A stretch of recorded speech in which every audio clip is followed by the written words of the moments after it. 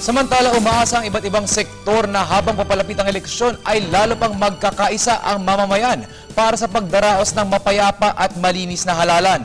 Sa pamamagitan ng Balayang Dialogo at Covenant of Peace, ipinamala sa probinsya ng Bulacan ang intensyon para maiwasan ang karahasan at dayaan. Di naman pinalagpas ang okasyon para imulat ang kamalayan ng mga botante sa mga karapat-dapat na kandidatong dapat iluklok sa tungkulin.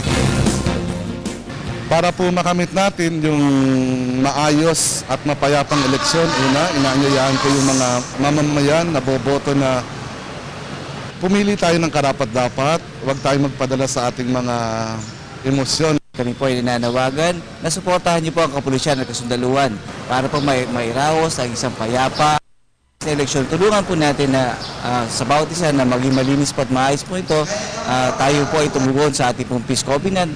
At gayon na rin po, iwasan po natin anuman pong karahasan. Mother leaders, mga samahan ng mga kababaihan at kabataan, mga SK chairman at mga kagawad, kami po yung maasa rin na yung ating pagtutulungan at mabuting kaisahan ay palalakasin natin upang sama-sama nating maitindig na muli ang isang malolos na maipagmamalaki natin sa lahat.